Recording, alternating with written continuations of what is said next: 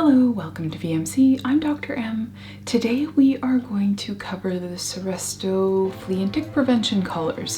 Join me, you'll learn something.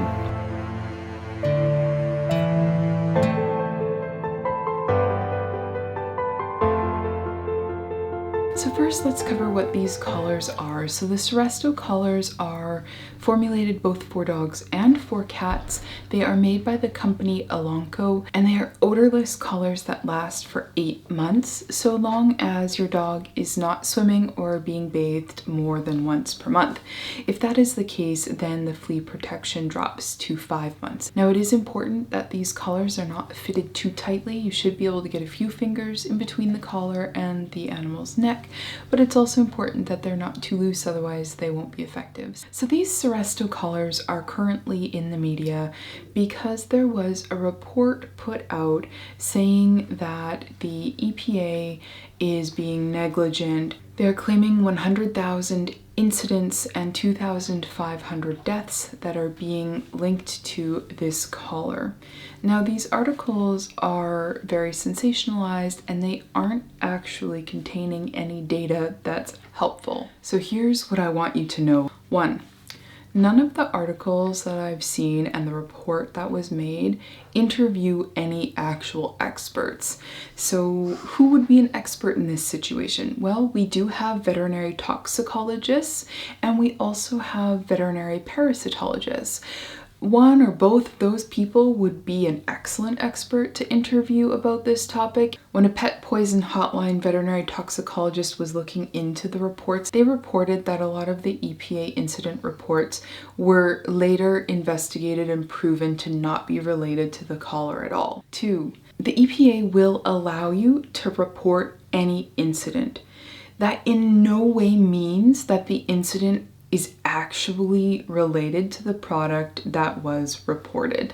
The point of the EPA is actually necessary because this allows for surveillance, and if trends start to arise, then further investigation will be done.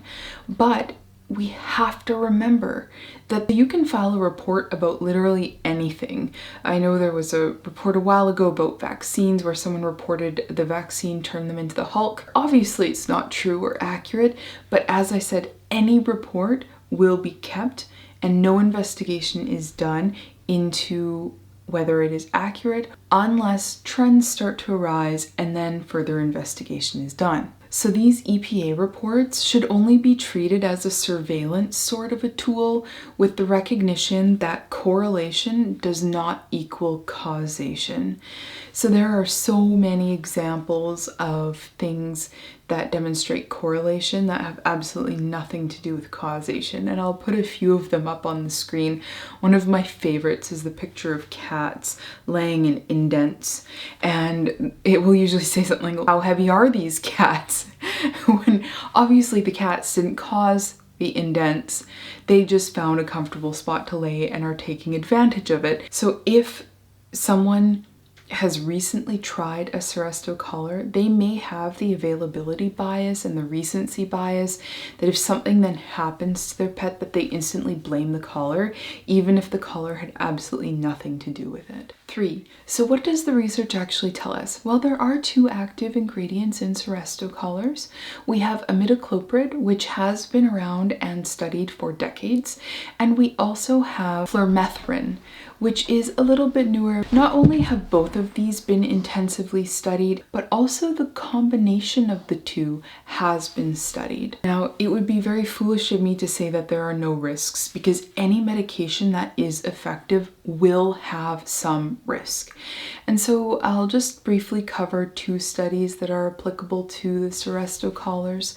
The first is from 2015, and it showed that 2 of the 51 dogs that wore the Seresto collars had transient skin issues.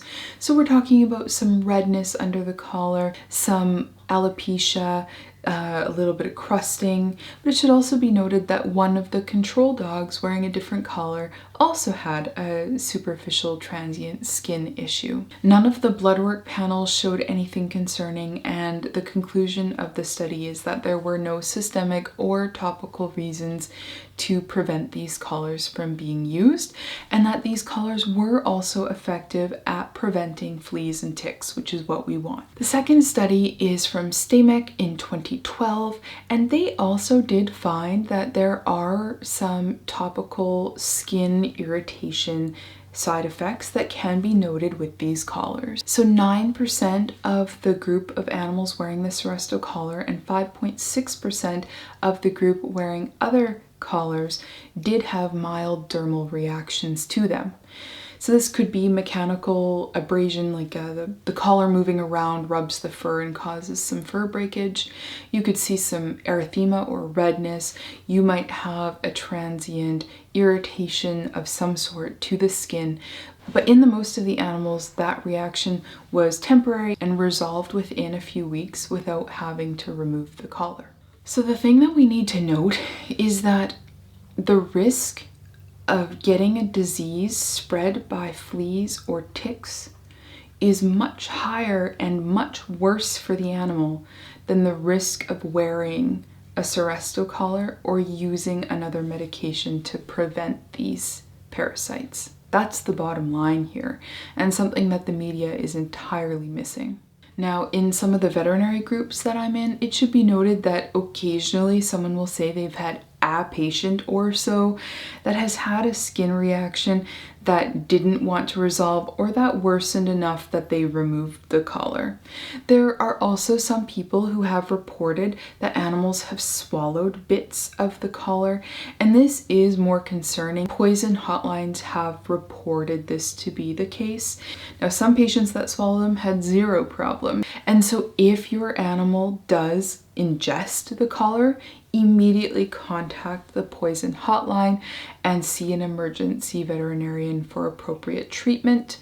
Also, if your animal is having some dermatitis issues and it's not mild or it's not resolving, that would be another reason that this product is just not right for your pet. And that's perfectly okay. Thankfully, we have options, and so you can use another one that's on the market. Ask your veterinarian which products are effective in your area, as we certainly notice that there is some locational geographic resistance to some products over others. So talk with your veterinarian. It should be noted that there are over 80 countries who have had their public agencies review the safety data surrounding these Seresto collars, and that these collars are sold around the world. We also need to contextualize the number of incidents that are being reported in the US. So in the US, there were over 25 million collars sold. And so even if all of the incidents are related to the collars, that would mean that we're having 3 out of every 1,000 or 0.3% of a chance of having an incident. Now, that's a low number, and this is assuming that all of the incidents are accurate and that they are actually linked to the collar. So the number of incidents reported is going to be bigger than the actual number that are related to the collar. And so having that low of an incident rate is quite reassuring. And as I said before, there is never any effective medication that's going to have zero side effects. We need to be carefully weighing the risks of using something like a Seresto collar versus the risks of the diseases from flea and tick prevention. The media has misrepresented the harm and has completely neglected to discuss the benefits of products like the Seresto collar. One last thing that I do want to cover. With Seresto collars, there is a huge issue with knockoff products being produced and trying to be passed as the real deal. And people are getting these from online pharmacies, from Amazon and other places that are not shipping the proper Elanco Seresto collar. And these fakes are not going to have passed the safety regulatory standards that the real product has, and that is a major problem. So you need to ask your veterinarian where you can source the real product from. Stores like Walmart may be an option. Your vet clinic might also carry the Seresto collars, but be absolutely certain that you are getting the proper product and are not getting a fake. So let's wrap this all up here in a little bit of a summary. The EPA will allow anybody to report anything. That does not mean that the reports are accurate, and correlation does not mean causation. At this point, we don't have any reason to suspect that there is a major problem with the Seresto collar product. It's very important you discuss with your veterinarian what product might be best for your individual pet. The last thing is that if you are using a Seresto collar and you do notice skin issues, irritation, then you may need to find a different product.